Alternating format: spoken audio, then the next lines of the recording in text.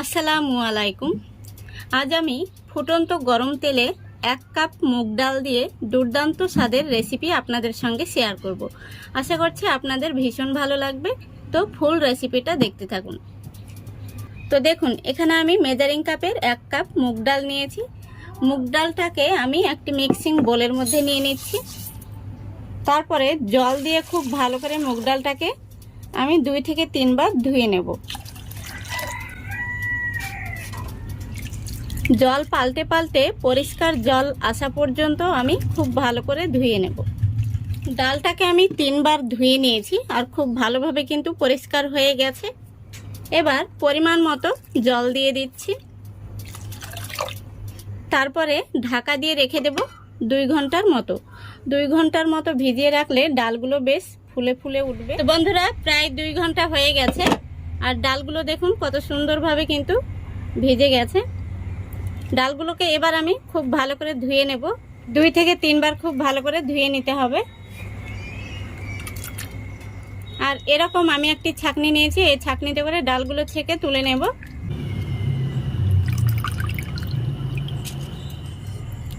তো বন্ধুরা, ডালগুলো আমি খুব ভালো করে ধুয়ে নিয়েছি।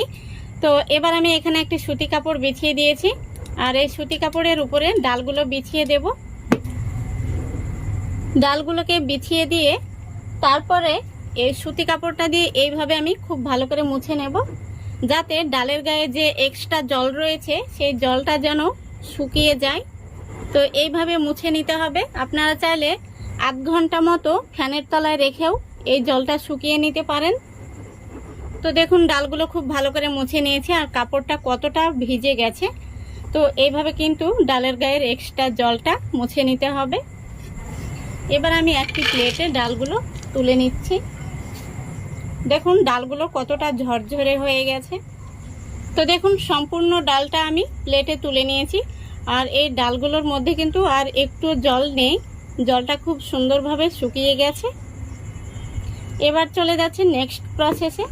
এখানে 5 মিনিট আগে থেকে গ্যাসটা অন করে তেলটা গরম হতে বসিয়েছিলাম আর দেখুন তেলটা খুব ভালোভাবে কিন্তু গরম হয়ে গেছে। এবার আমি কিছু মুগ ডাল এই ছাঁকনির মধ্যে নিয়ে নিয়েছি। এবার এই ছাঁকনিটা তেলের মধ্যে এইভাবে ধরবো আর এইভাবে একটু নাড়াচাড়া করতে হবে ছাঁকনিটাকে।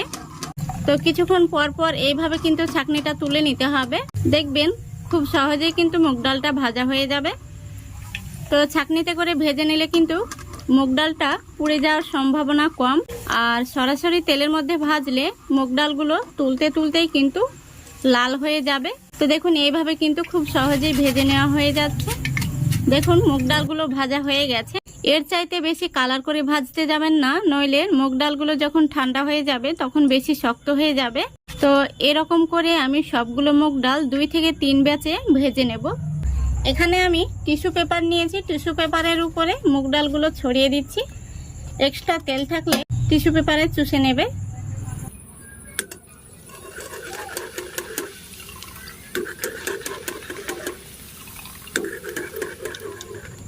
সম্পূর্ণ মুগ ডালটা ভেজে নিয়েছি।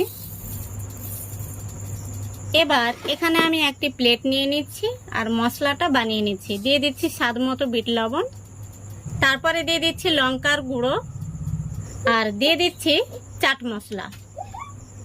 খুব ভালো করে মিক্স করে নেব। মশলাটি তৈরি হয়ে গেছে। এবার আমি দিয়ে দিচ্ছি এই ডালের মধ্যে। এবার খুব ভালো করে একটি চামচ দিয়ে মিক্স করে নেব।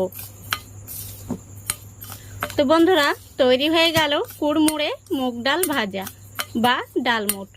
তো আপনারা দোকান থেকে না কিনে এইভাবে বাড়িতে বানিয়ে নিতে পারবেন। খুব ভালো করে মিক্স করে নিয়েছি। দেখুন মুগ ডালগুলো কত সুন্দর হয়েছে। তো আশা করছি আজকের রেসিপিটা আপনাদের ভালো লেগেছে। আর ভালো লাগলে অবশ্যই লাইক, কমেন্ট, শেয়ার করবেন এবং চ্যানেলটিকে সাবস্ক্রাইব করে অল নোটিফিকেশনটি অন করে রাখবেন। সবাই ভালো থাকবেন, সুস্থ থাকবেন। আজকের মতো বিদায় নিচ্ছি। খোদা হাফেজ।